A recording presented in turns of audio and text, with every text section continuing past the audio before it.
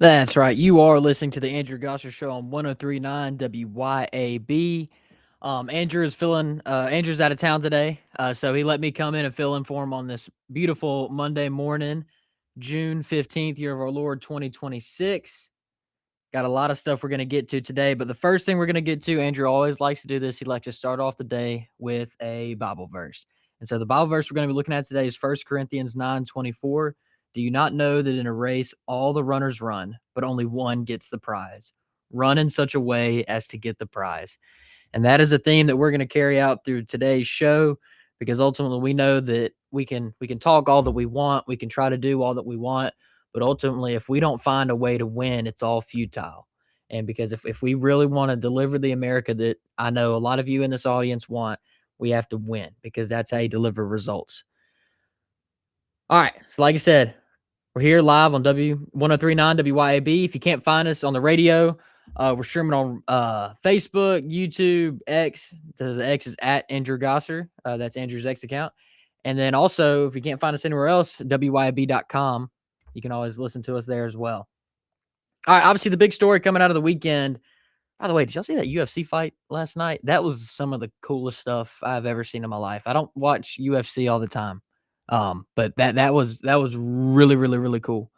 The patriotism was just off the charts. I mean, it was insane. Yeah, so they started off with the flyover. So you had the Blue Angels from Pensacola go up there, and they did a flyover over the White House, and then obviously the UFC ring. Then the fights were incredible. Um, Obviously they ended it off with the American beating the Canadian, knocking the Canadian out. And that's just there's no better way to celebrate the 250th anniversary of America than us knocking out a Canadian at the White House. Like that's just awesome. So that happened over the weekend. That happened last night. That was awesome. That's some of the coolest things I've ever seen was from that UFC fight last night. And just so thankful to God that Donald Trump is our president for the 250th anniversary of America and not Kamala Harris. If Kamala Harris was our president right now, we'd probably be apologizing to someone for being too mean or stealing land or something of that sort. If they were in charge of our 250th anniversary. All right. So obviously, I don't think y'all are here for the UFC fight. I don't really think y'all could care about my opinion on that. The big thing that happened yesterday, before all of the amazing fighting that went on, was an end of fighting. The President Trump announced that the United States and the Islamic Republic of Iran have come to an agreement, a deal I believe Vice President Vance said was electronically signed by him yesterday. The official signing will take place on Friday in Switzerland. I would presume Geneva over there. So I'll read the statement. So the statement that President Trump put out that really, fully, announced that this was happening. So the deal with the Islamic Republic of Iran is now complete. Congratulations to all. I hereby fully authorize the toll-free opening of the Strait of Hormuz and simultaneously herewith authorize the immediate removal of the United States naval blockade. Ships of the world, start your engines, let the oil flow. And that is exactly what has happened. Oil prices, I think, are almost below, if not below 80 bucks a barrel already, which is, I mean, huge. Gas prices have already come down, I don't know, what, 50 cents probably here in the last couple of weeks or so, because we were sneaking out oil the entire time from Iran during the ceasefire. And so that let more oil into the market, so the price dropped. And so that was awesome. And we're just gonna continue to see that drop, and eventually we'll get to um, pre-war prices, honestly, if not lower. I remember I guess this would have been early February. I saw gas at $1.99 at a station near my house. And if we can get back to that, that'd be great. I do landscaping for a living, and we've had to buy a lot of gas, and it's been expensive lately. So, but it's a short price to pay, and a small price to pay for what we accomplished and and obviously the deal hasn't been released yet. We don't have the official aspects of this memorandum of understanding, but what the Trump administration has relayed to people that they trust and news sources that they feel comfortable releasing this information to, it sounds like an amazing deal. The whole goal of this was to completely stop Iran's nuclear ambitions, and we knew that they had these ambitions despite what we did last June because they told Steve Witkoff and Jared Kushner and all of our negotiators, they told us that they still had these pursuits. You don't just put uranium enrichment facilities 500 meters into the ground. You don't do that unless you're planning to build a weapon. Okay, everyone with common sense can recognize that. And we thought, or not we thought, but the goal of those strikes that we had last June was to try to end their nuclear ambitions right there, and then also stop them from being able to do it. They still had the ambition, so we said, okay, y'all can come to the table. Otherwise, we're going to just blow the whole place to high heaven. Iran chose the latter, and we blew the place to high heaven. Khamenei, the former supreme leader, who is now under the ground and looking up at us, he found out, and so did a lot of other top senior officials in Iran. And then we got the ceasefire. They still were lollygagging around, so we went in and we blew a bunch of stuff up. And then they finally said, "Okay, enough's enough. We're going to come to the table." And what happened over that time period or whatever? Not only did we destroy them for the most part militarily, but they have hardly anything left. We took control of the Strait of Hormuz. We decided what went in and out, and we helped with the Treasury Department and Department of State put sanctions on Iran that crippled their economy more than it already was. And that's honestly probably a lot of the reason that they felt that they needed to come to the table now, because if we started destroying some of their infrastructure stuff, I think we had struck one water plant. I think that was just to show Iran that we're not kidding around. We'll strike the infrastructure stuff, whatever we need to get this deal done so that it's good for the American people and good for the world. We're going to get it done. And that's what President Trump was signaling to the Iranians. And they finally recognized that. And that is why this deal was signed. You have a lot of reports going around about what's in the deal. We don't know specifically what's in the deal. And I'm sure as heck not going to believe Iranian state media and Iranian propaganda about what's in the deal over the word of top U.S., Trump administration officials. And a lot of this stuff is being parroted by neocons, people like Mark Levin. And then you see it on Twitter, all these neocons, these people that would love nothing more than for ground troops to be in Iran. And I think we all want to avoid that. They are just parroting around the same Iranian media reports, the same people that told us that they sunk so many of our aircraft carriers and so many ships and killed so many soldiers or whatever. These people haven't said one word that's true this entire conflict, but now all of a sudden, they're telling the truth about the deal. That's ridiculous. That's absurd. President Trump, JD Vance, and his team, and Marco Rubio, they would not have made a bad deal for the American people. That we had all the cards, Iran did not. And if I really don't think that Trump was concerned about the midterms of gas prices at all. I really don't. He understood that time was on his side, and in the long run, this was going to be a net benefit for the American people. We've already seen the amount of oil tankers that have now come to America instead of going to the Gulf. You had the UAE drop out of OPEC, which is going to release more oil into the market. And then you also had the U.S. is now the world's largest exporter of oil. We are energy dominant, and we have control of Venezuela's oil. We have a lot more influence in the Middle East than we did before all of this because of the stuff that Trump's tried to do with getting all the other Middle Eastern countries to sign on to the Abraham Accords. This was a game that President Trump has been planning for a long time, and it worked. It worked spectacularly. And you have seen the U.S. now become the dominant force again in the world. It was China for so long. President Trump changed that, whether it was his tariffs, economic policy, the war in Iran, Venezuela, everything. It had to do with restructuring the world so that America was on top of China again, because you can go look at the maps, you can go look at everything. That's what had changed. And President Trump has changed that now. And now we have a deal in Iran that's going to ensure that that's the case, and that hopefully the Middle East can be a lot more tame and calm than it has been my entire life. All right. So like I said, you have a lot of these neocon types who were thrilled with the actions to begin with, but ultimately I think we all knew that a lot of them, people like Lindsey Graham, uh, Mark Levin, John Cornyn, they would love nothing more than for a ground invasion into Iran. And they want us to cater to Israel's and I understand Israel is an ally. However, we don't have to agree with our allies on every little single thing.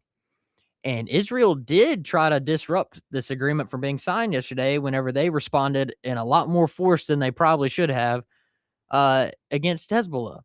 Hezbollah hit Iran, or not, excuse me, Hezbollah hit Israel with a strike that literally did nothing. No one was hurt, no one was harmed, nothing. And Israel decided to go like full guns blazing against them. And that's it should have been proportional,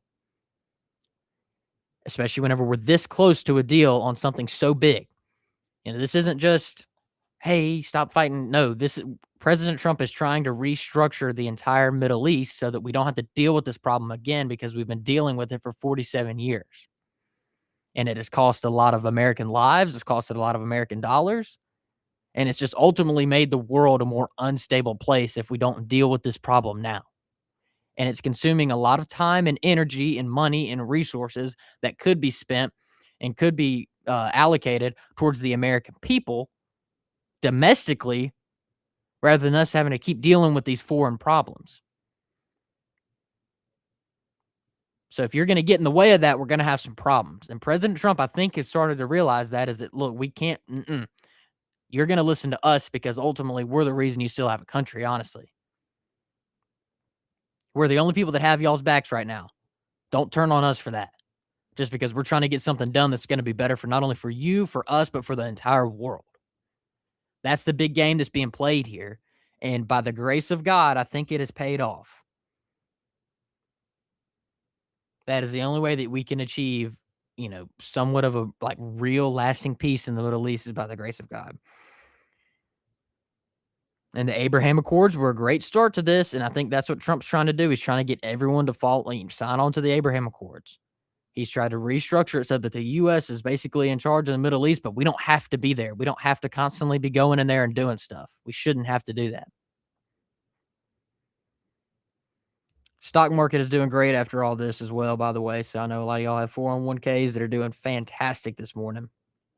Like I said, when those gas prices come back down, I think a lot of pressure on the Trump administration is going to go away.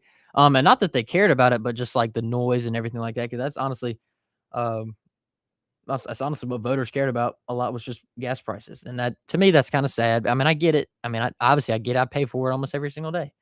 But to not understand what obviously you have to pay the more in price, but what that is for, I think is sort of a indictment of the American people and how they view uh, their problems and what goes on in the world. But anyways, we don't have to worry about that anymore, Lord willing, because we got this deal now, and then everything's just going to go.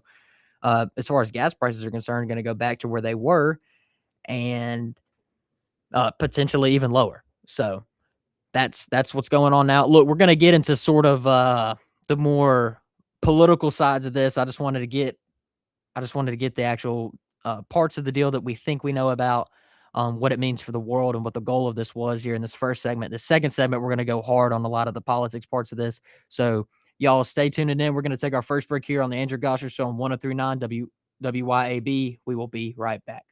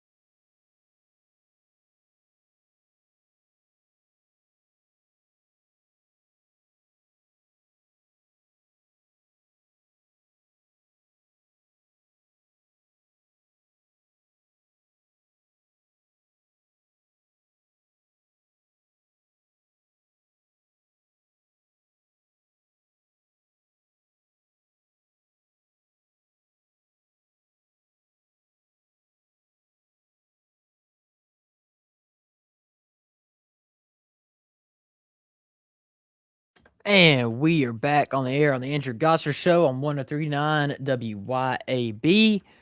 Look, we've been talking about the Iran deal. We talked about the ramifications of it. We talked about the goal behind it, everything, right? Now, I want to get into the politics of this because this has been ever since Trump was thinking about doing this, you've had people saying all sorts of wild things and just everything. And we're going to get into that because I think it's important. From the beginning of this conflict, whenever President Trump took action, you've had people immediately claim that this was going to be another forever war in the Middle East, that he was going to put boots on the ground, and that he was somehow controlled by Israel. At nauseum, people have been saying that all during this conflict. And those people have been, in my opinion, proved wrong this entire time because of the way that Trump has handled this, but they were certainly proved wrong yesterday. This was not a forever war. President Trump never intended it to be. And certainly after all of this, we can finally put it to rest that Trump is not controlled by Israel.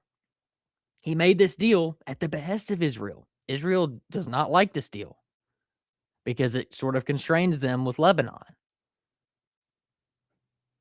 But one of the goals of the deal is to just completely gut Iran's terror funding. So that's why that's there. So I'm hoping we can finally put that to rest. Now, I know that that is wishful thinking. That's never really going to happen because what else could these people talk about? All of these people that built their entire podcast and their careers off of President Trump, betray him once it's convenient for them to, and it gets them all the clicks that they could ever dream for on the internet because there's no way they could actually be engaging and actually get an audience by telling the truth and talking about stuff, because why else what else could they possibly do other than lie and create a narrative that gets people bought in? So I'm patiently waiting, and whenever we finally get, whenever we look at the deal, and then whenever gas prices finally come back down, I will be waiting for all of the people that doubted this move, that criticized it, that said all these horrible things about it, the forever wars, everything, that he was the next Bush. I'm waiting for these people to say they were wrong. Now, I know that will never come, but just remember that whenever these people try to talk to you about stuff again, or whenever they maybe even try to come back into the tent. Was, "Oh, I was just concerned. I was being reasonable." No, you weren't. You were spinning a narrative that you knew wasn't true, you knew wasn't the case, because if you'd paid attention to Donald Trump these last 11 or 12 years or whatever, you knew that this wasn't gonna be the case, and you said it anyways. You created this narrative anyways. And that's not okay. You don't get to lie shamelessly, and then whenever you were wrong, for one, not admit it at all, and two, try to come back into the tent. This is the most successful administration of our entire lives, not just mine. I know I'm young. It certainly is of mine. But I think of every single person listed, this is the most successful administration we have ever had in y'all's life, in all of our lifetimes. Whether it's the border, whether it's foreign policy like this, Venezuela and China, or whether it's the economy, the tax cuts, bringing back manufacturing, everything, all that stuff. One of the most consequential and successful administrations in American history. And if you can't handle a little bit of toughness because what are we doing in Iran? President Trump has been very clear since the 1980s what he thinks about Iran. They're bullies, and the only way you're going to be able to get anything out of them is power. It's flexing your muscle, and that's exactly what we did without putting a single boot on the ground. You bombed them into submission, and that's what we did. And hopefully, and maybe if you just would quit, just losing your minds and peeing your pants over everything, we can get this done and we can get a lasting deal in here in place so that we don't have to do this again. And we can stop dealing with this problem that we've been dealing with for 50 years. It really strikes me, how can we possibly win if people can't handle a little bit of adversity? The world's not going to end just because Trump does something you're not 100% certain about. Personally, I have a lot of faith in that man. After seeing everything that he's done, after seeing the way that he goes about doing this stuff, I've got complete faith that he's gonna deliver for the American people because that's what he wants to do. And he's wanted to do it well before he was even president. Like I said, he's been talking about Iran since the 1980s. He understands. He's watched this for 50 years, his whole entire life. What really needs to happen with the United States and how we need to handle ourselves on the world stage. And I don't see anybody else bringing up any better solutions. Were we just supposed to not deal with the problem at all and just let it manifest itself into whatever it was going to be, which was going to be a disaster for the United States and for the world? Or should we have dealt with the problem now? What do you think's the winning idea there? Don't just keep kicking the can down the road like everybody else has been doing for 47 years. Deal with the problem now and win. President Trump understands that. And I really wish a lot of the people that seem to have a lot of influence over the base, I wish they understood that better. It's very telling to me how unloyal some people can be. And in my opinion, loyalty is everything. How can we possibly achieve anything if you're constantly having to watch your back waiting for someone to stab you? You can't. And that was a lot of the problem with Trump's first term. You had a lot of people in the deep state getting in the way of everything. And it despite how much they did achieve, it prevented them from achieving even more. And he was able to learn from that mistake, learn more about DC and who all the players are and get a lot of his people in there. Where now if he came in his second term, he's got people that have his back. They know exactly what they're doing. They know what the mission is. They know what the goal is, and they've gone and they've executed. In a year and a half, China has been kicked out of Panama. We've taken over Venezuela. Heck, we blew up the Tren de Agua cartel leader the other day, and now we've already dealt with this problem in Iran. And it hadn't even been 2 years yet. President Trump took office a year and a half ago, and we've already done all this. And that combined with the border, combined with the tariffs, combined with manufacturing finally starting to bump back up in a year and a half because he had people around him who not only wanted to see him succeed, but wanted to see America succeed.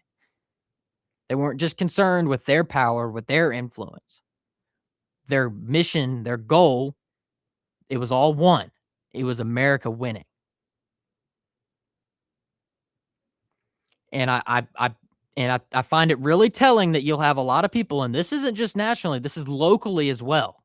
I'm willing to call some people out. I'm not going to say their names right now, but it's very telling to me who's going to be on board with that and who's not. Who are just the contrarians to whatever's in power, or who's actually in this to go and win.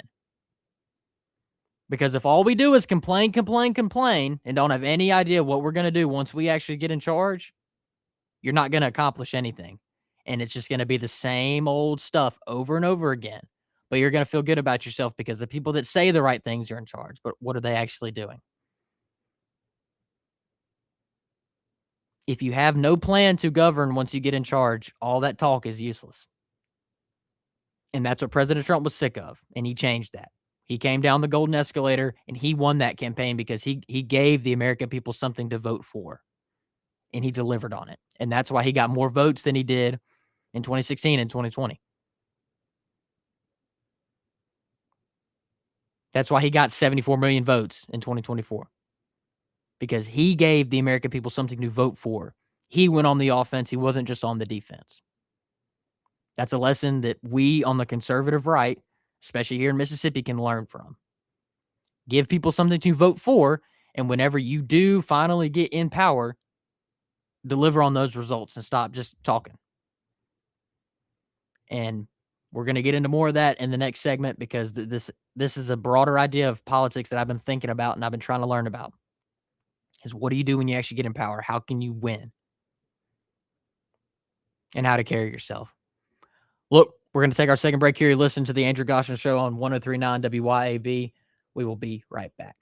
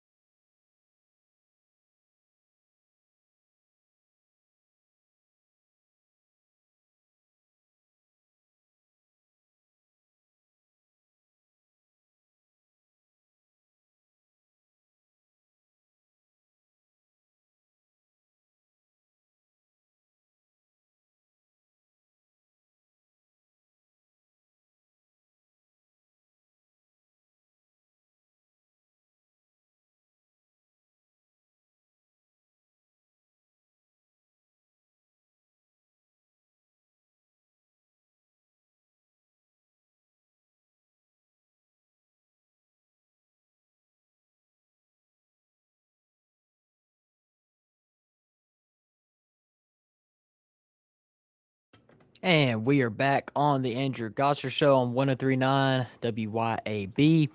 Look, I ended off last segment starting to talk about, what it means to really win and how do we even achieve that? And if there's anything that I've learned, and obviously I'm young, but if there's anything that I have learned looking at politics, and especially from the local level, is that talk is so cheap. And you can say a lot of stuff on social media. And heck, you can even say a lot of stuff at meetings, but if you're not doing anything, it doesn't really accomplish a whole lot. And this can be true for almost anything. But a lot of stuff that I've noticed is that, you have a lot of campaigns that are really big on social media, and you'll have a lot of campaigns that, the people are just everywhere. They say this stuff everywhere, whatever lines they have. But a lot of times I found that they're not the ones that are usually knocking on doors. They're not the ones putting out signs. They're not the ones meeting voters where they are, in person, not just online. If you want to win, you have to put in the real work. That's a big thing that I've learned. And that obviously that sounds simple, but you really be surprised how many people don't understand that. Life is a lot of times just what you put into it. God has a plan for all of us. It's about what we want to do with it. How bad do we want it? How bad do we want to work for it, right? And it's amazing to me how comfortable people are just talking and talking and talking, usually not offering many solutions, just criticisms. And then whenever someone decides to take actions, if they're not 100% satisfied with it, they're just going to keep complaining, keep complaining, keep complaining, and not give any concessions. There's a lot of people who my entire life, all 17 years, almost 18, I'm a couple months away, who have been complaining about some of the same things over and over and over again. And President Trump is the only person that's actually gone and tried to fix some of that.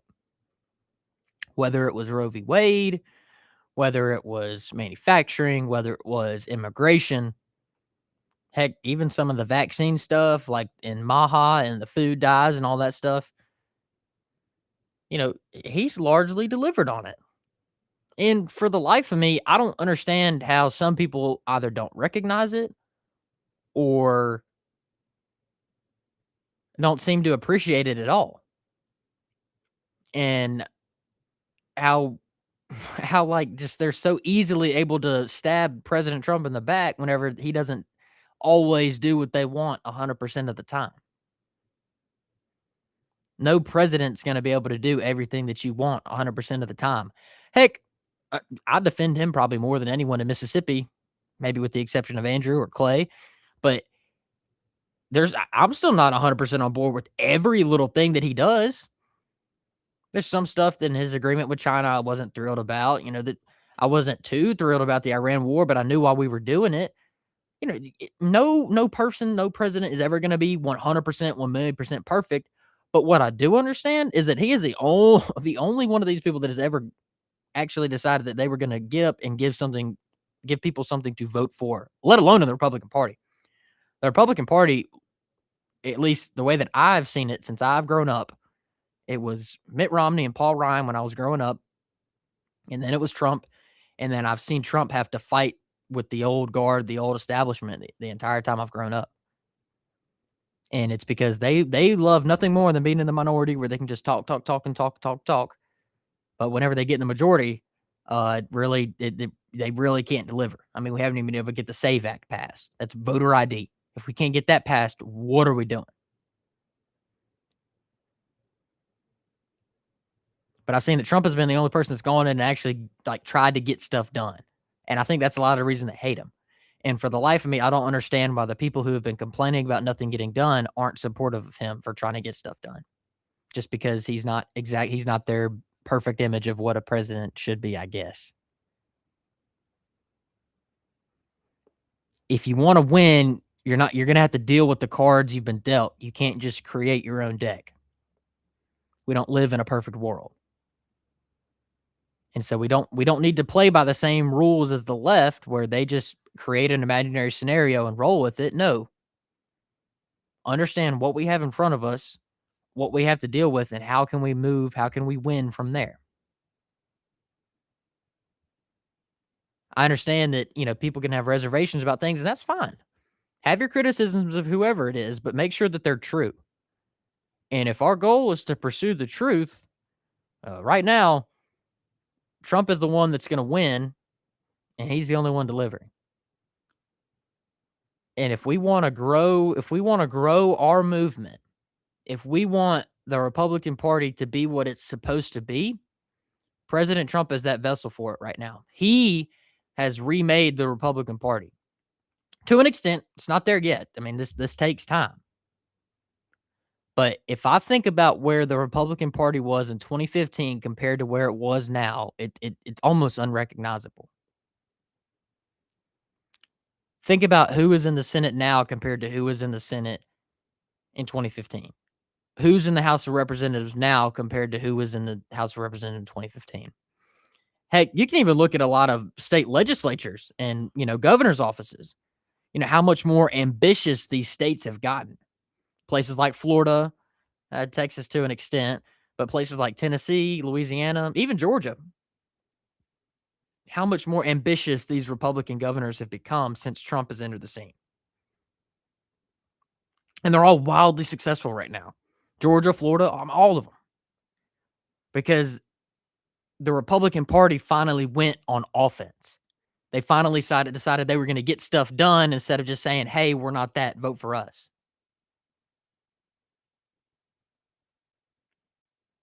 And if we want to do that in Mississippi, if we want to possibly grow, and if more importantly, if we want to have a prayer at winning, we have to start doing the same thing. No, you may not agree with everything 100% of the time, but if we can be at that nice 95% spot, let's go out, let's go make something happen, let's go fight, and let's go win. All right, we're going to take another break here on the Andrew Gasha Show on 103.9 WYAB. We will be right back.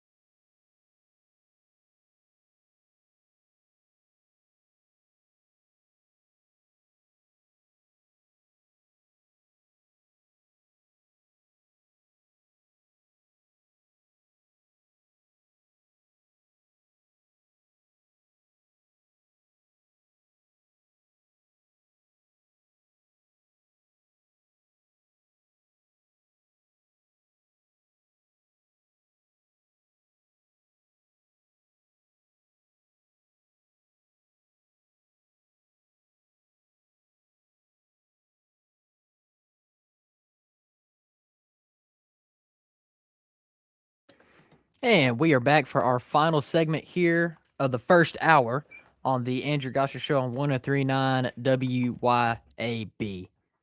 I wasn't sure if I mentioned all this earlier, but the actual peace deal will be officially signed, or at least the memorandum of understanding on Friday in Switzerland.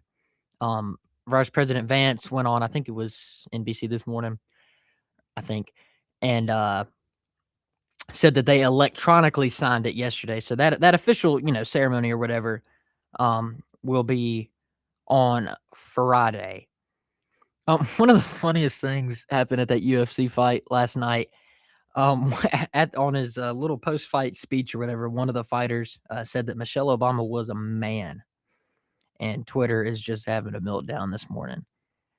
The usual suspects, they're just they can't laugh at anything. But I thought that was really really funny last night. That's one of the conspiracy theories that has only become more popular as the days have gone on. And I thought it was hilarious. So that was really cool last night. I hope we get to do more stuff like that. As a nation, because this is really cool. That's not even something that's unique to the White House either. Teddy Roosevelt, Lincoln, they've all had, the wrestlings and fights and stuff like that at the heck, Andrew Jackson had like a duel, I think, at the White House. So whenever people tell you that this is unprecedented, we're wasting no, this is not unprecedented. This is really cool stuff that the American people. It's given an opportunity for the American people to enjoy something at the White House that they probably, something we don't get to do a whole lot, right? Like it's a sacred place. No, like give the American people something to enjoy about it. Make it feel more like the people's home or whatever. So I thought that was really cool, and I hope we get to do more stuff like that. It's been a very fun first hour, y'all. I got to get a lot of frustrations out, and that's why I like doing this, because I get to actually say it, and y'all get to listen to it, and sometimes y'all think it's cool or whatever. It's better than me telling it to my parents for the millionth time. So great times. Hey, tomorrow, Andrew will still be out. I'm not sure when Andrew's going to be back. But Chris Hinkle, who has also been in more, another host of the show before, he will be hosting the show tomorrow. Chris Hinkle, if you don't know, amazing constitutional conservative, former FBI, very, very, very fun and engaging to listen to on a lot of, because he gets very nuanced and very incorrect on a lot of these, more complex constitutional issues and stuff like that. So he's gonna be hosting the show tomorrow. And you can listen on X, YouTube, Rumble. And then the first hour he's gonna have radio podcast and former Newsmax anchor Chris I guess Salcedo. He's gonna have a guest on the show for the first hour tomorrow morning, and I think he's done a lot of stuff with news in the past, so I think that's gonna be very, very interesting, and insightful to listen to, so y'all make sure to tune into the Andrew Gosser Show tomorrow to hear Chris, host the show tomorrow. It's gonna be awesome. Look, wrapping up this first hour here, next hour, we're gonna get into, the G7 summit, um, and what that President Trump being over there, and I think what President Trump's gonna try to do and what his goal is of being over there. And then we're also going to get into all the other stuff going on in politics in the world today. Obviously, Iran has sort of sucked up the energy for so long, but now that this is over with, what can we look to do? What can we look to do going forward from here, especially ahead of the midterm elections? So it's going to be wild. It's going to be great. And I sort of got that pep in my step again yesterday.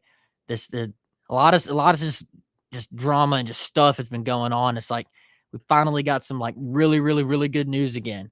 That everybody can hopefully agree on, and we can just get back to domestic issues and like, I got that feeling again. Where I was like, man, I'm excited again because politics is exhausting. It can be very, very, very fun, but it can be exhausting. And I got that pep in my step again yesterday. I'm like, man, we're back. And then I got to see the UFC fight. And I was like, oh, we're so back. So it's going to be great. Oh, man. And then Twitter has been such like a minefield while this whole conflict has been going on. Last thing we're going to talk about here on this segment is sort of what we're going to talk about next hour. Manufacturing. So we had a jobs report come out. I guess this would have been last week. And if you look at the last 4 months, manufacturing jobs have been positive. Manufacturing jobs haven't been positive in a jobs report since about, I guess it'd be like March of 2023. It's been a while. And America is finally building again. You know, whether it's factory production, you can see our exports have only gone up here recently. Construction jobs are booming. Private sector is booming. America is building again, and I really don't think people understand, you know, what's coming, especially once energy prices fall back down again. And we're gonna get into more of this next hour. I don't want to spoil everything, but the golden age of America that we were promised, I think we're really about to see the results of it. You know, we dealt with all this stuff. We got America back in the number one spot in the world. Now it's time to bring it home. Now it's time to deliver. The one big beautiful bill is starting to have the impact that it was supposed to. It's just like in President Trump's first term with the Tax Cuts and Jobs Act. It took about a year, year and a half to get that thing in there and really get that thing humming before COVID happened. So that's what we're dealing with. It's going to be great. It's going to be huge. And we're going to talk about that a lot on the second hour. So we got a couple minutes here. I can't get over that UFC fight yesterday. If y'all didn't watch it, I don't know, you had to pay for it or whatever. Go try to find clips and videos of that yesterday. The Blue Angel flyover was insane. Also, if you haven't seen the Blue Angels, go down to Pensacola and go see them. It was great. Some of the most talented pilots in the world. In the fights were amazing too. The main fight, the main event where the American beat the Canadian, he actually came back. He was losing that first round and he came back in the second round and it winded up being a total knockout, I'm pretty sure. And it's just the American spirit is back. I can feel it. And I'm trying to spread that wherever I go. Because whenever we feel good as a nation again, that I think is whenever we finally feel united again and we can really go out and win. We can really deliver. And we can try to get America back to what it was supposed to be. A nation where God is in control and we're trying to deliver on his wishes. And the more united that we are, the more we have that feeling back, the more I think we can accomplish that. And that's really what I try to preach everywhere that I go, is that there is something unique about America and what we can accomplish in the world. It is a gift from God, and it is about what we do with it. And that's what I try to preach. That's what I try to tell everybody. Look, that about wraps us out for the first hour. You're listening to Andrew Gosher Show on 1039 WYAB. Stay tuned, y'all. We'll be right back.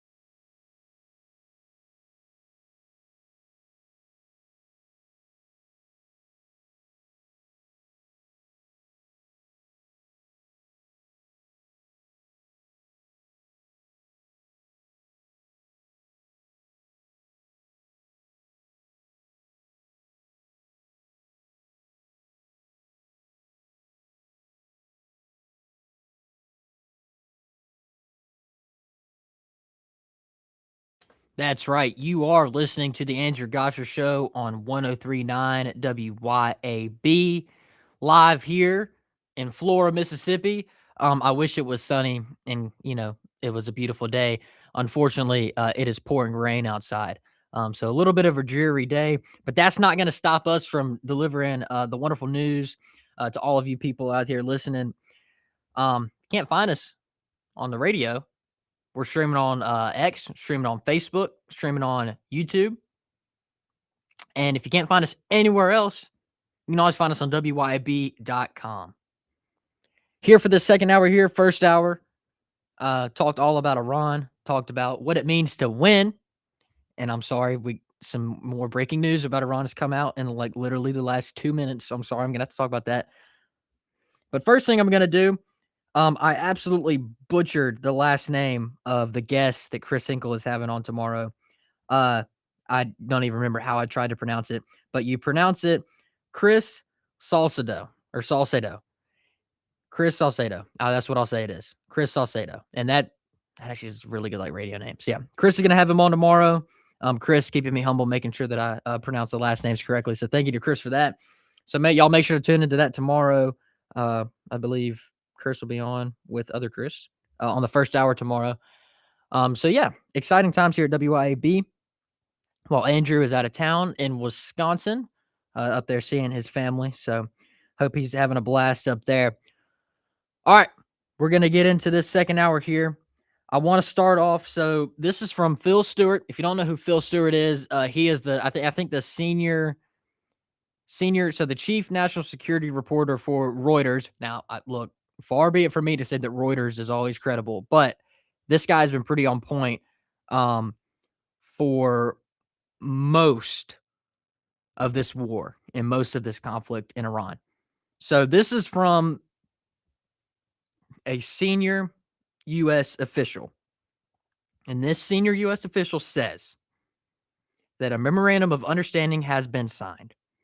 President Trump, Vice President Vance signed the MOU, the memorandum of understanding, and so did the Iranian parliamentarian speaker. Deal provides for immediate opening of Strait of Hormuz and lifting of the U.S. blockade. The official details of the agreement are supposed to be released within the next 24 to 48 hours. They're going to launch technical discussions. So this is like some of the more nuanced points that I think that they weren't 100% agreed on. That's going to happen this week. They're going to start negotiating on some of those very, nuanced points. And then relief of frozen funds and sanctions is completely tied to the Iranians holding up their deal of the bargain. I presume that is no nuclear, no ballistics missile program, and us being able to get the enriched uranium out and destroy it. I presume that's what that is, because otherwise Trump would not have made the deal. Plan is to keep current U.S. military posture in place while the technical negotiations are going on. So if you don't know what that is essentially saying we are going to keep our military presence in where they are positioned. We're going to keep that in place until while these more nuanced negotiations take place. And so that means that the two carrier strike groups are still going to be over there. All of the oil, all the tankers, all the stuff, they're going to be over there still. Because if Iran doesn't hold up their deal at a bargain, we'll just blow Tehran up and put a Walmart there, I guess. Agreement is to contemplate reduction of military forces upon the agreement of a final deal. This is saying that if big if is important there, if Iran holds up their deal of the bargain, the U.S. is going to start to reduce the amount of military presence over there, which I think we can all agree is a win. We don't want our troops to be over in the Middle East and be in danger, right?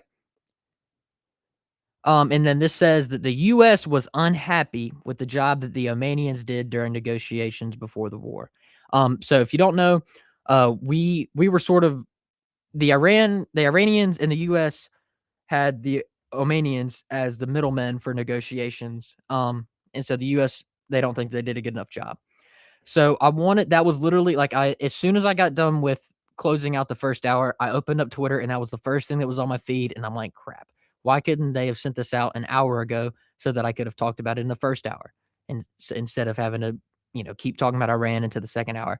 So wanted to update y'all on that, because this is happening real time. That's the beauty of live radio. So y'all get to hear it now. The deal is signed, and President Trump is in Geneva, in Switzerland, for the G7 summit, where it will officially, be signed in person. They'll have the ceremony or whatever. Um, and so that'll be awesome. Okay. Enough about Iran. I can't promise anything. Okay. But now we're going to try to get into other stuff, because I know y'all are probably sick of hearing about that. And honestly, I'm sick of hearing myself talk about it. So, like I said, President Trump is in Switzerland, I believe, for this entire week. I think, don't quote me on that, for this entire week, for the G7 summit. He got on a plane at like 3:30 last night in Washington, D.C., and he landed this morning over there in France, or Switzerland or France. I think Switzerland. Anyways, no, he's having a meeting with French President Macron. Now that's where I got that from. Okay, yeah, he's in Switzerland.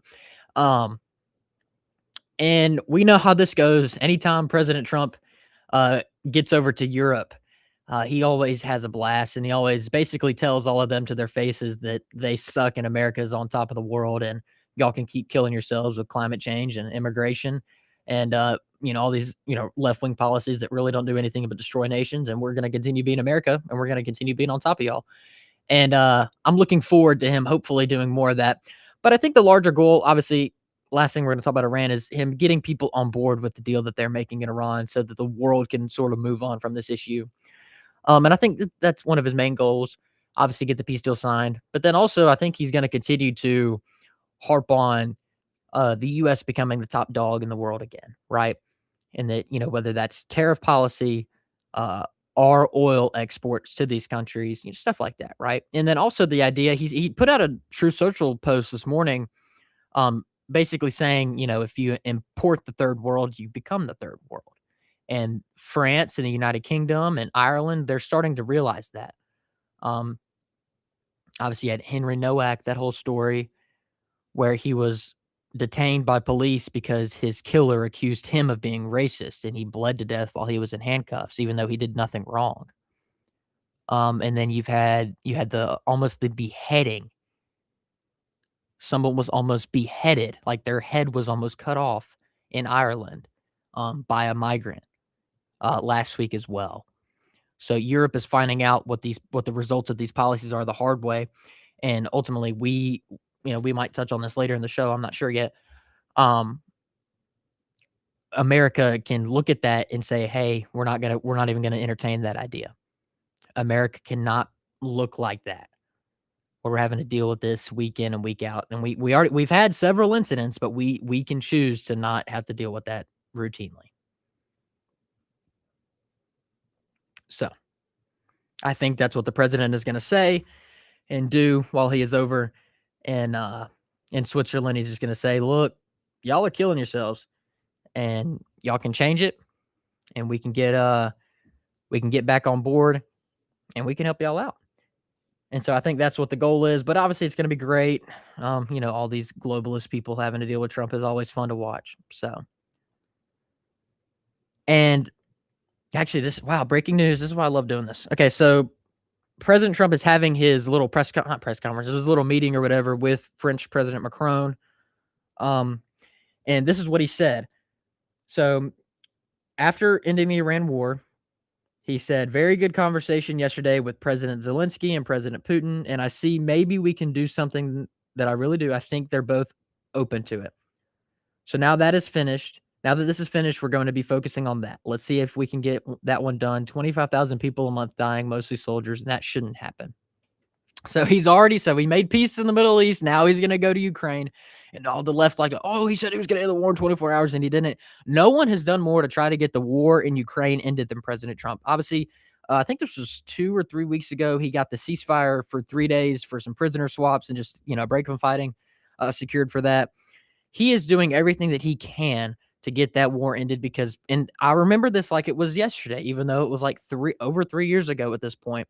President Trump was doing a town hall with Caitlin Collins in New Hampshire, and I guess this would have been February of 2023, because it was before the first indictment. And she asked him a question. Is like, do you want Russia or Ukraine to win in the Ukrainian war? And the conflict had just had a 1 year anniversary at that point. Um, and his answer was perfect. He said, I don't think about it in terms of winning and losing. I think about it in wanting people to stop dying. This is a war that really has not accomplished much of anything. For 4 years or so, Russia didn't really make any advancements. The last year they've made some because Ukraine just can't put up with this for much longer. Just military size wise and stuff like that, right? But it's been sort of reminiscent of the First World War where it's just, inches of ground being given up here and there. And it's a meat grinder. And you can go look and you can see like uh obviously the drone warfare has been a big thing and they've had to put up these like nylon and like silicone and stuff that's like it's supposed to keep drones from being able to hit their targets and reach the ground. And it's just the much of eastern Ukraine has just become a wasteland because of stuff like this. And like I said, 25,000 people. I don't know what the real number is of people dying per month over there, but it has to stop and it has to stop now because I mean, death is just something that is so tragic and especially for something so unavoidable. Um, and don't get it twisted. The entire reason that Russia invaded Ukraine in the first place was because of NATO aggression. I'm not saying that Russia's justified. What I'm saying is that, it was the posturing of NATO at the time, once President Trump was out of office, that Russia felt threatened. And, um, I don't think that should be the case because, you're just pushing Russia closer and closer to China. Now, Russia's a very evil country, don't get it twisted, but we certainly don't want to push them into the hands of China whenever we knew what China was capable of, as far as being in the global pecking order. And Trump is trying to change that. And he's trying to get peace so that people can stop dying and that the world can sort of take a breath for a second because it has been in such turmoil since really late 2021. And we all know who was president during that. So, and I think that, and a lot of that, a lot of getting that done is going to come with Trump being with these world leaders because, a lot, like I said, it was NATO aggression that was part of the reason this conflict even began in Russia and Ukraine. And if he can get them on board with sort of, hey, no, we're not going to try to, we don't, NATO doesn't need to be knocking down Russia's door, then Russia might finally start to agree to a ceasefire and some sort of, real solution in Ukraine. And it's going to, President Trump's going to have to pressure the globalist leaders in Europe to understand that and finally be willing to agree to something that Russia can agree to too, as well. So I'm hoping that that is what's going to happen. We pray to God that that is what happens because we know that nothing real is possible without God. So that is what we look to happen over there. Look, we're going to take our first break here on the second hour. You're listening to the Andrew Gosher Show on 1039 WYAB. We will be right back.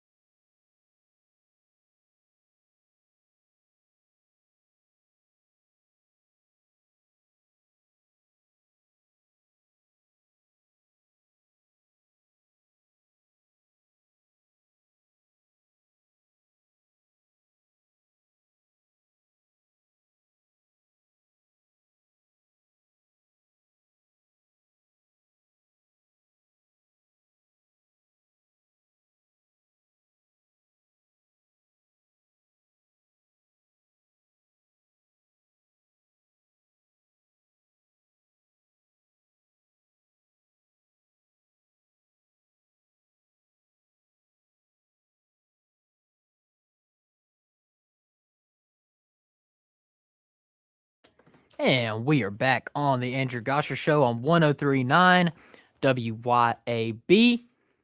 Shout out to Andrew for that music there. I always love, whenever I fill in for him, I always know that he's going to have some banger music to get us in and out of the breaks. So shout out to Andrew for that one. Y'all, sorry, more breaking news uh, with with Iran. So President Trump said in Switzerland today, he said that the deal, like the actual, like we will be able to see the entire thing um sometime this week, I believe, is what he said. And he also made sure to preface that this deal is much better than the JCPOA. Um, and any possible sanction relief will have to come with major concessions, and Iran following through with those concessions. So just wanted to, any breaking news that I get while I'm talking, I want to um make sure that y'all get it. So yeah, all right. So what I wanted to talk about this second segment is sort of the manufacturing boom that is coming to America. And I really don't think people realize it yet.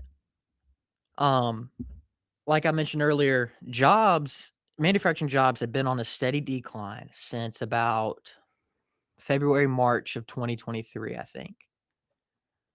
And this was despite President Trump bringing back 700,000 manufacturing jobs in his first term.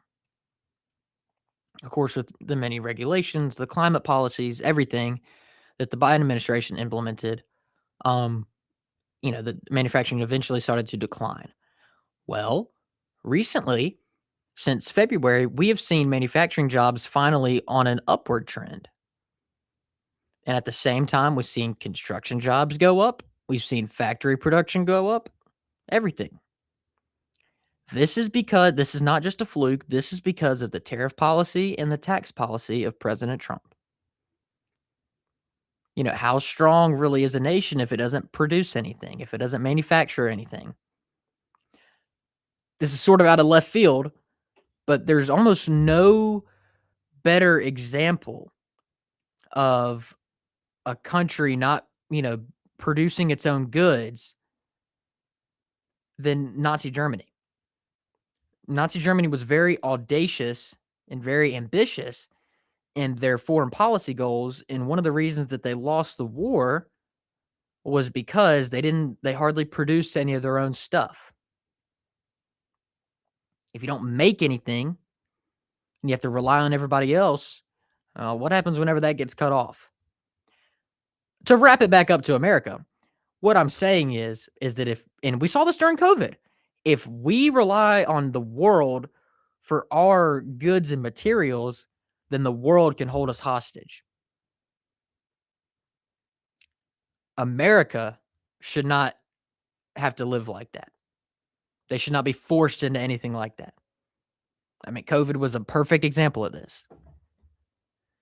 And if we want to be the global superpower that we should be, then we should make our own stuff. President Trump understands this. And we should incentivize, creation and manufacturing in America every way that we can, whether that's through a reduction in taxes, whether that's deregulation, lower energy costs, everything. We should make it happen because we should strive to be the dominant, producer in the world. And we were in the 80s.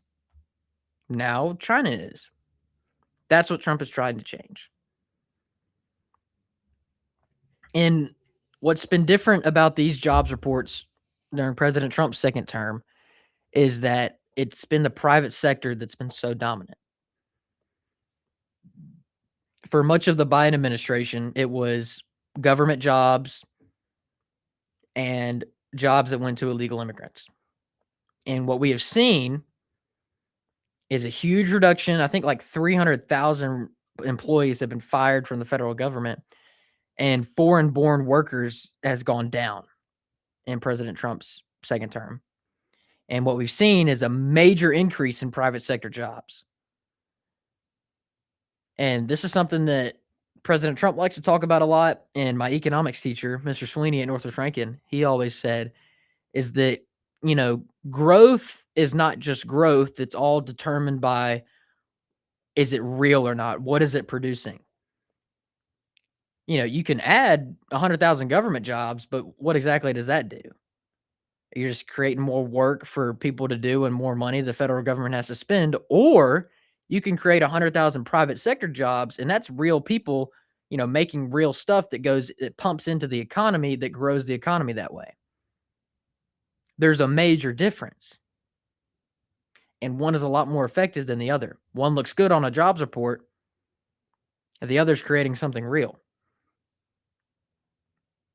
right? So that's sort of a sort of transition that I think America is going to have to look into. It's more than just what the numbers say, what the headlines say. It's starting. We need to dive into what these reports are really saying, and it sort of can help build the picture for what's coming. I, for one, am excited, and I'm very bullish on America and what's coming. I think that a manufacturing boom is on the way, and a lot of it is because of the tariff policy, a lot of onshoring. And if America can become that dominant producer that we once were, and the dominant exporter that we once were, that's just going to make our position in the world even stronger. And I think it has been proven time and time again how important that is. We cannot be held hostage by the world.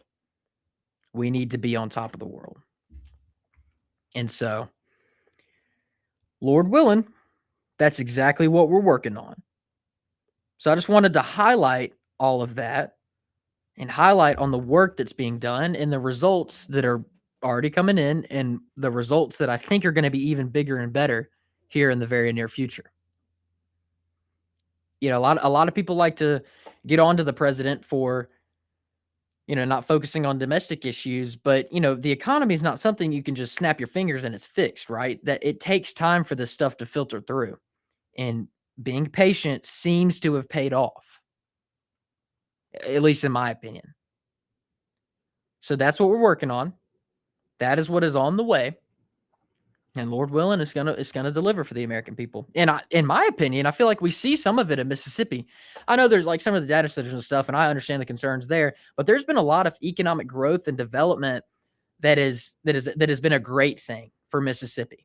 The more money that's poured into Mississippi, the more we can really grow. And I, for one, hope that a lot of that money is getting poured into the Delta. I think that's where we need to be focusing on our growth. Rankin County, y'all, Flowwood's full. I really wish they could just chill out a little bit in Flowwood. But like places like the Delta need it. You want to you want to get Mississippi back onto the world's, not the world's, the national stage in America. Get the Delta booming again. Places like, Greenville and Greenwood, right?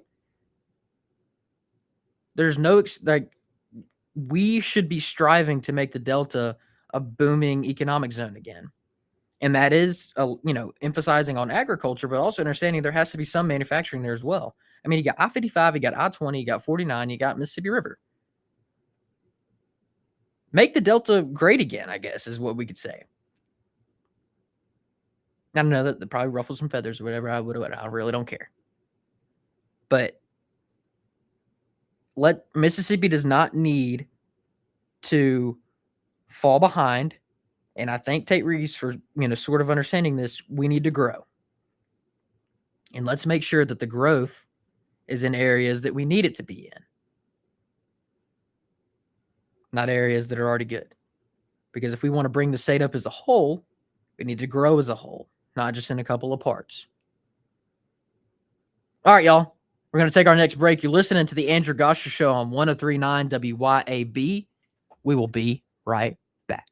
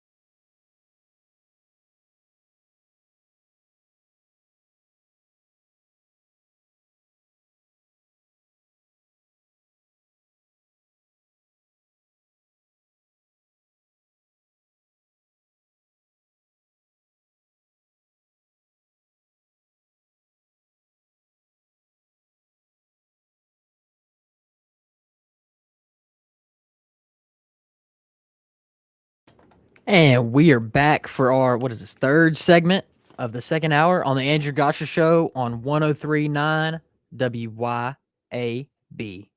Y'all, man, look, I'm trying to be cheerful, but y'all, if I'm looking outside the studio right now, it is just pouring rain.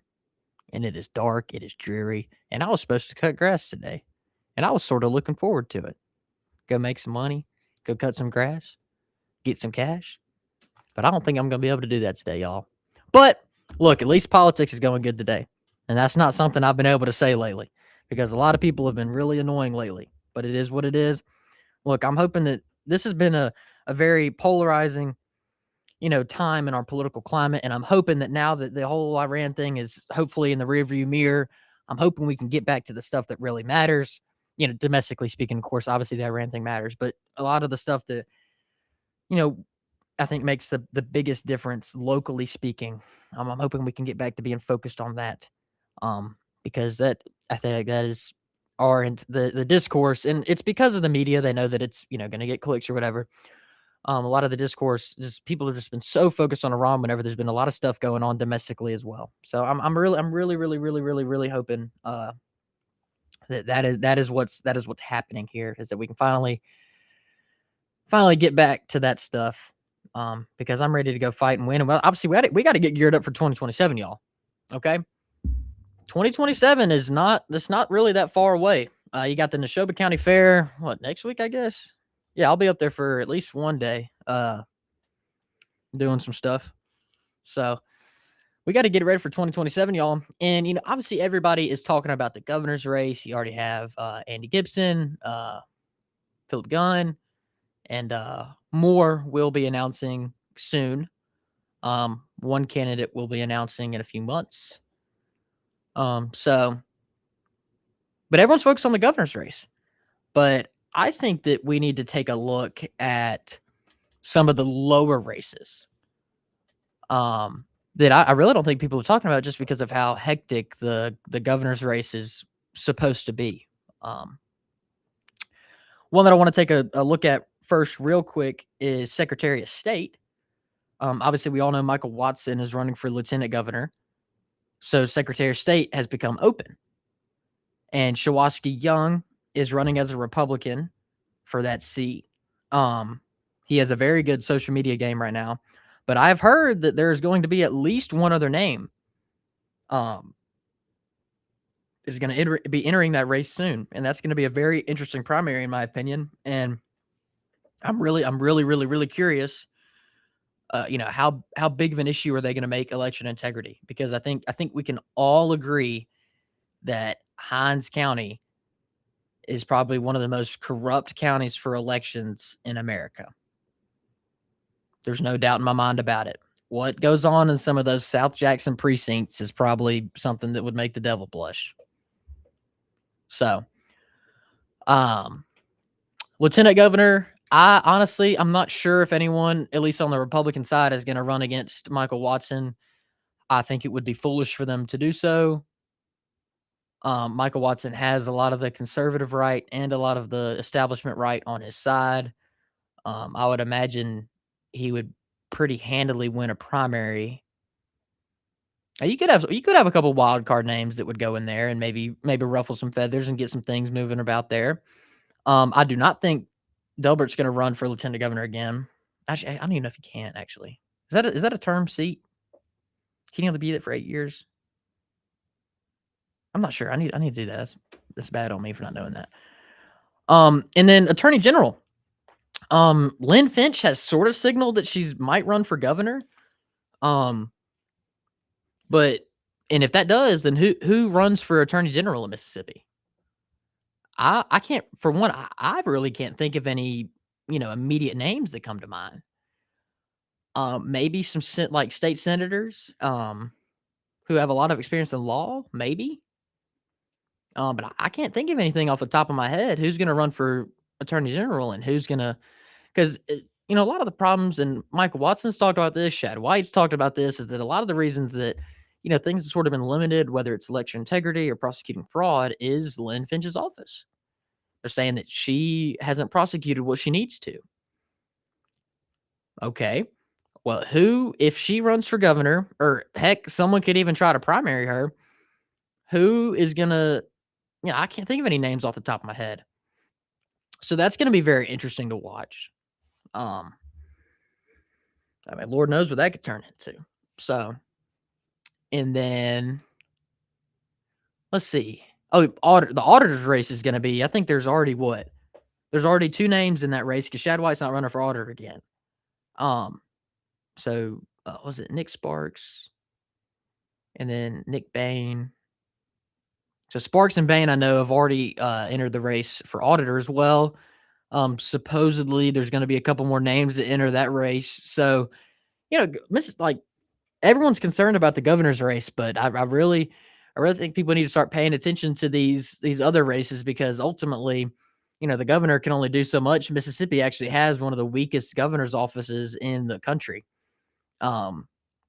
As far as a lot of the power rests with the lieutenant governor. So, we really, really, really, really, really need to be paying attention to these lower races. So, oh, okay, great. Miss Lindsay Beckham, who will be on right after me, she kindly chimed in. So Sean Tyndall and Aaron Rice are both running for AG. Okay. Actually, I didn't hear that. I don't know. I've been sort of out of the loop on some of the local stuff lately. So thank you, Miss Lindsay, for that. So yeah, the AG race is already heating up. And I guess that, it really does put Lynn Finch in a pickle. Hey, are you going to run for AG again? You can try to defend your seat, or are you going to run for governor? I presume that'd be her next step.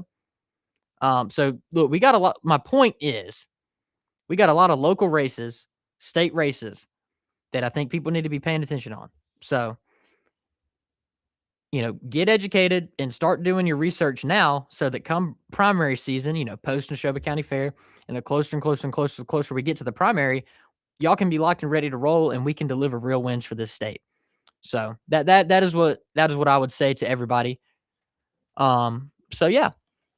And then this is sort of a question. This is really just more of a thought exercise. What do y'all think Tate Reeves is going to do once he leaves the governor's office? I have heard rumor mill after rumor mill about what he's going to do. Some say he's going to run for Senate because, so Roger Wicker or whatever will retire from his seat.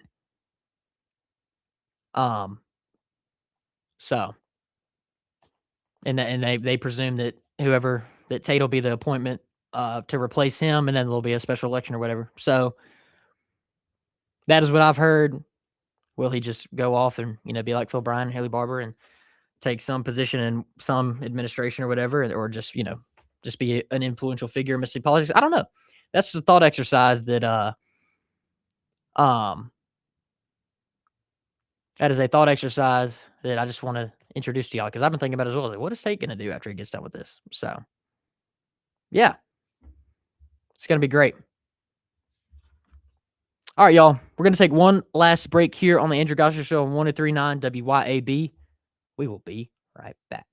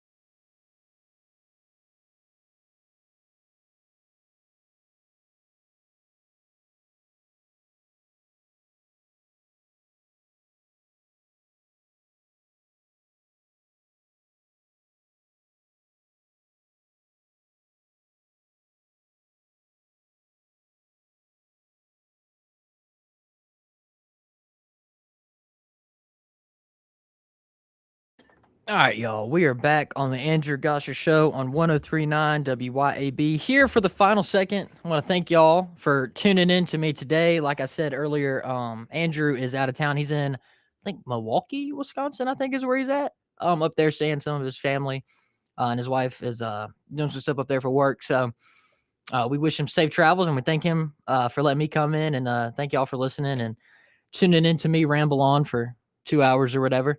So we got a little bit longer here. I just want to sort of wrap all this up. And obviously it's been sort of fun to have this like breaking news and stuff, everything about the deal and everything like that going on with Iran. So it's been really cool to see a lot of this stuff signed. So I really, I think I really don't think we realize how big this is. Like I said, this is a problem that we've been dealing with for like 50 years at this point, ever since the Islamic regime took over. And I know it has been a prayer of many, and it's certainly been a prayer of mine lately that we can just put this problem to bed. And I'm hoping that God answered those prayers, because we know that only the real lasting peace over there is only possible through Him. So I'm hoping that's what we're gonna get out of this. And it's been a wild ride, and but I think we have accomplished what we needed to in their nuclear ambitions, get a deal in place that prevents them from those nuclear ambitions, because the JCPOA did not do that. Um, and uh,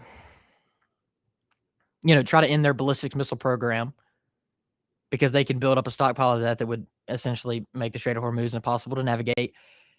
And then try to get them to start behaving like a normal country, what they were before the Islamic regime, Persia, right? A lot of the line that's sort of been floating around about this whole thing has been, we will treat you like a normal country if you behave like a normal country. And I think that line is perfect. I really do. I think that we should all want to see Iran behave like a normal country, where they can behave normally economically, where the Middle East can start to become a prosperous region again. It's been a region that has been, plagued by serious conflict for so long, but, it doesn't necessarily have to be, just constant missiles going everywhere. It doesn't have to be like that. So, the Gulf nations would love nothing more than to see that as well. Is where it's a much calmer region where they can grow their countries economically and, really deliver for their citizens. And I think that's a lot of the reason you've seen the a lot of the Gulf countries start to really come around to this and start to understand where their place is and all this, and maybe signing on to the Abraham Accords and just really falling in line to the United States. So this has been really, really, really fun to watch, sort of play out live in front of us. And I'm glad that I got the opportunity to come on the show today and sort of, deliver that news for y'all. So this has been really fun. And I'm sure that more news is gonna, come out. Heck, probably as soon as I get off the air. And every day more and more is gonna come out, and we'll be here to talk about it. I may not be here, but you're gonna have other people here as well that are just gonna talk about it, and it's gonna be great. So y'all keep keep tuning in, and just keep learning. That's because the one thing that I notice a lot is that the knowledge gap in politics is a real thing. And if we can always strive to learn more, then we can educate more people on what's really going on, what's really happening, and how we can win. And so if I can, leave this sort of with one more final message, it would be just to keep learning and keep striving to find the truth. And if we fight for the truth, then that there's nothing more honorable than that. And that is just what I would say, is because if we fight for the truth, then ultimately we're going to be fighting for what's right, and we're going to win. And that is very comforting. And that's really just what I can say to everybody. So make sure y'all tune in tomorrow. Chris Hinkle will be on guest hosting for the day, and he'll have a guest with him. Chris Salcedo for the first hour, former Newsmax host and anchor. So y'all be tuned for that. He'll be on here from 10 to 12. Miss Lindsay's coming into the studio right after me here, for 12 to 1. So y'all stay tuned on WIB for that. Hopefully next time I come up in here, it is not a dreary and rainy day, and I can look outside and see beautiful flora instead of just rain. So, but it's been fun. Hard to believe that we're already halfway through June. That is really wild to me. Like New Year's felt like it was yesterday. So this year is already flying by, but it's been a great year, and Lord willing, there is many, many, many more to come. So, thank y'all for tuning in. We still got about a couple minutes here. So, but it's been fun. It's been really fun, and I'm glad I could come on here and talk about a lot of the stuff that's been on my mind because it's. I think we're in a transition phase of how we approach a lot of this stuff, and I really think we're at a crossroads of do we want to keep going down just the complaining route or do we want to go down the delivering route? Because I mean, you can always find something to complain about, and I, for one, would rather win than keep complaining. So, and that's just my perspective about it. I get called divisive. I get called all sorts of stuff. But ultimately, I'm going to fight for what I believe in because I believe it's the truth. And if that's divisive, if that's mean or whatever, I really don't care. So, but I don't know about y'all, but I can feel it that we're back. You know, I feel like this is going to create some momentum that we can carry into the rest, into the midterms and everything like that, and just really get things back on track. And the ultimate cherry on top. Oh, I completely forgot to talk about FISA. That's the thing that I was supposed to talk about today. I'll be really, really, really quick. So President Trump has said that he will only extend FISA, which is what the establishment wants, if the Save America Act is attached onto it. That's brilliant politics. Brilliant. So honestly, and I think a short extension of FISA is okay if and only if the Save America Act is attached onto it. So be praying about that. Be looking for that. Because I think that actually that's real stuff right there. Because a lot of the old guard wants FISA extended, and the only way to get the Save America Act might be to have to attach it to something like that. So be on the lookout for that. I think that's a brilliant play by President Trump. So yeah. Look, thank y'all for tuning in today. It's been a great day. I've had a lot of fun. I hope y'all have a wonderful rest of your week. I don't know when I'll see y'all again, but thank y'all for tuning in. God bless y'all. God bless America. And y'all have a good one.